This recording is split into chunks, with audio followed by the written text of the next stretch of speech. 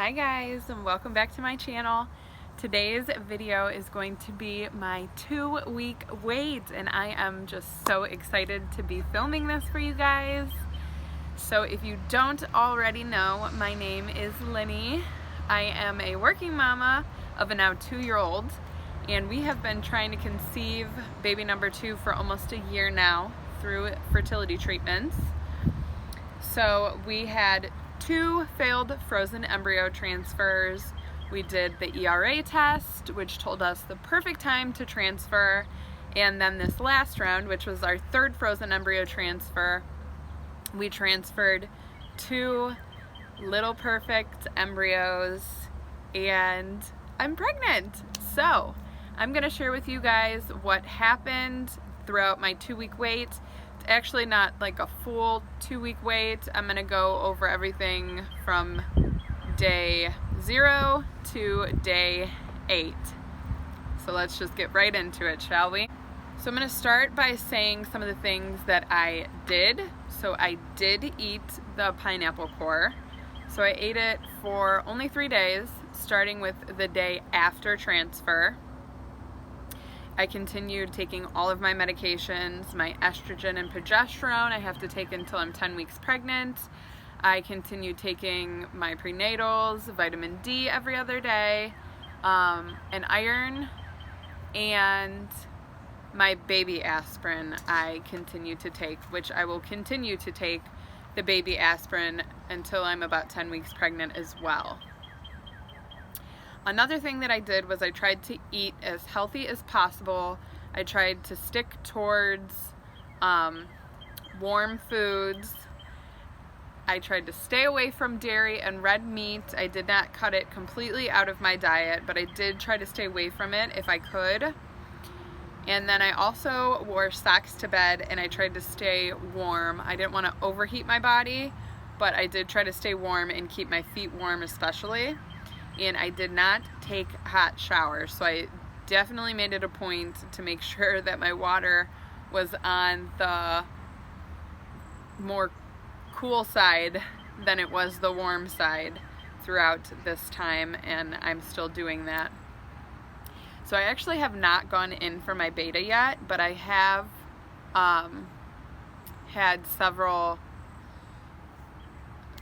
pregnancy tests come back positive, and I also took a digital that came back as pregnant. So let me just say before I get into all of my symptoms and whatnot that I was taking progesterone and oil shots as well as estrogen twice a day, so a total of 4 tablets a day. And they're both fertility drugs. They both mimic pregnancy symptoms. So it's really hard for me to decipher what is actually a pregnancy symptom and what is due to the medication. I wrote down everything. I cannot tell you which is which. Anyways, let me just tell you.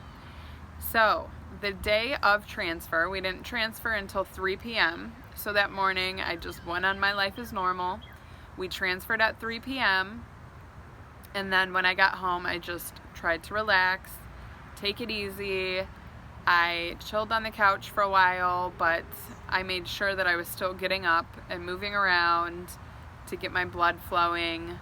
Obviously not like doing anything strenuous, but I also have a 2-year-old, so you know, my days of laying on the couch are very slim and few and far between.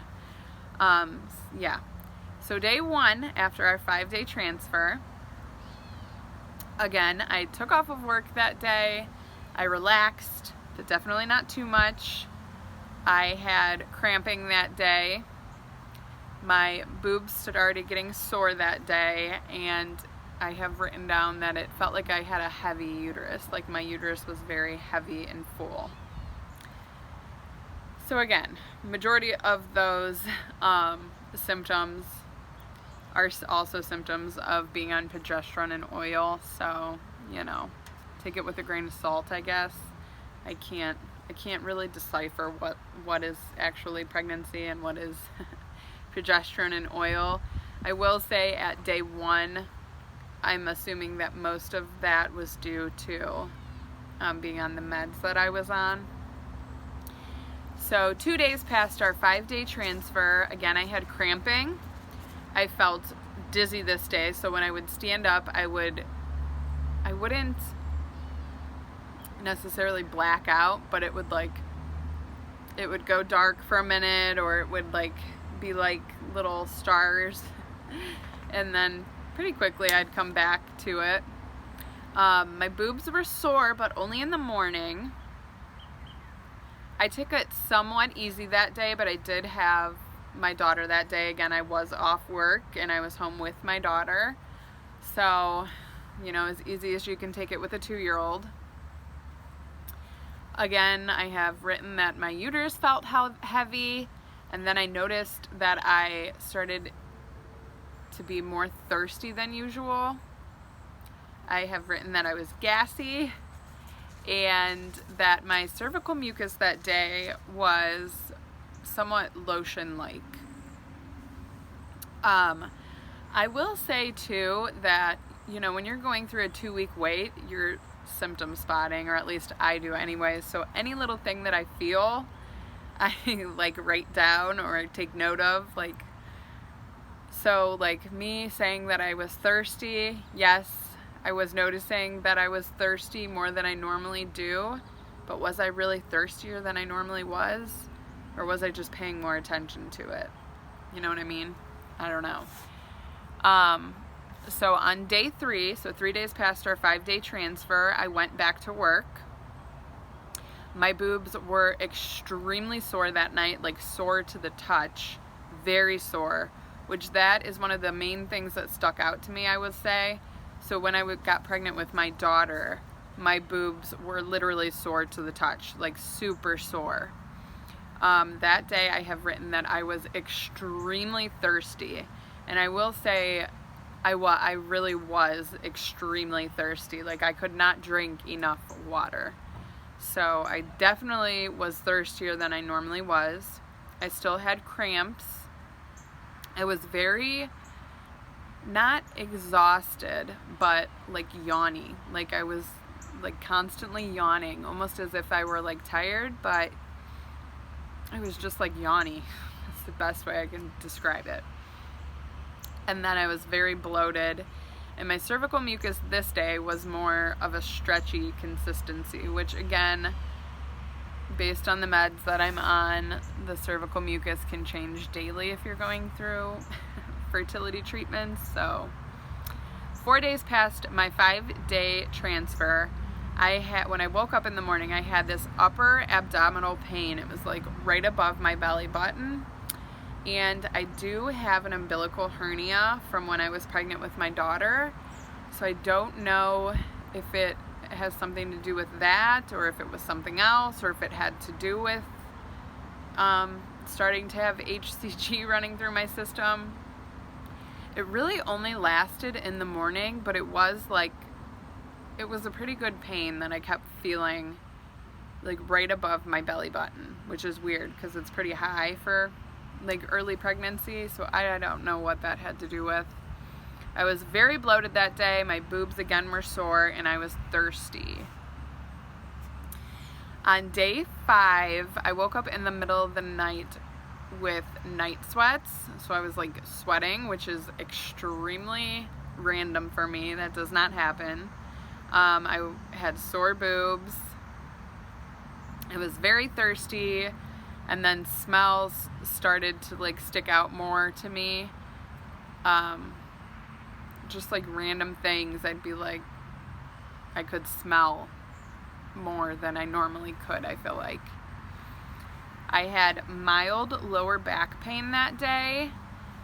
And then I put that I had my cervical mucus that day was a creamy white. And then it was just drying to having a yellowish tint. I'm sorry, this is TMI, but I'm getting detailed here. So it was a creamy white consistency. And then when it was drying in my underwear, it almost had a yellowish tint to it. And then I was exhausted by 8 p.m. that night. 6 days past my 5-day transfer, which would be equivalent to 11 days past ovulation, I got a positive on an at-home pregnancy test. So that was my first little blip into I'm pregnant. I had sore boobs again, and I was thirsty, and I woke up with diarrhea, so that was fun. And then day 7, I was thirsty. I took a nap that day, which is not like me. I'm not a napper. I do not nap. I was very crampy that day. I had a dull lower back pain. And then I started noticing that I was making more trips to the bathroom, which could have to do with now the HCG running through my body, or also the fact that I was drinking more water, and my boobs were sore. 8 days past my 5-day transfer, this is the last day that I recorded, I woke up with cramps, my boobs were sore, I was thirsty, and again I had frequent urination. So that was about it. Oh, the other thing I want to say, which I'll actually show you, and I can't remember which day this was. I feel like it was day 6. I always wear a ring on this hand, and I've been wearing it now for maybe 5 or 6 months. Never had a problem with it. I woke up that morning and look at my finger. And I've had it off now for like 4 or 5 days. It's like so dry. I don't know if you can even see it. Look at that. It's terrible. It like, I don't even know. It like totally dried out my finger. I don't know if I got any like irritation from it, or I don't know. I won't be putting that ring back on though anytime soon. So yeah, I had a lot of the same symptoms. Like I was pretty crampy all throughout this period. I was thirsty pretty much all throughout this period, and my boobs were sore all throughout this period. The only other thing, the symptom that I could say that I noticed probably maybe the 2nd day after transfer was that I would get this like phlegm almost in the back of my throat. It wasn't really phlegm, but it felt like there was like something in the back of my throat, and I was like constantly trying to swallow it down. It didn't really have like a taste or anything to it. It was just like there, like it was constantly there. It probably lasted from day 2 to day 6, I would say. So yeah. So that is my 2-week wait symptoms. I'm very excited. I can't wait to go in for my beta and start doing weekly updates for you guys. So make sure that you are subscribed to my channel if you're not already, so you can join us on this journey to welcoming maybe baby number 2 and possibly 3 into this world, because at this point we don't know if it's 1 or 2. We did transfer 2 embryos, so I'm excited to see. With my daughter, when I was pregnant with her, other than like the symptoms I've mentioned, I never got morning sickness. It was like a breeze. Like that pregnancy was so easy. And so far, it pretty much has been the same. Like, I haven't had any morning sickness so far, so we'll see. So in just a few days I go in for my beta, and I will let you guys know what those numbers come back as. I hope you guys enjoyed this video. Please give it a thumbs up if you did. Make sure you are subscribed to my channel so you don't miss out on any of these fun pregnancy updates. And I will see you guys in my next video. Bye!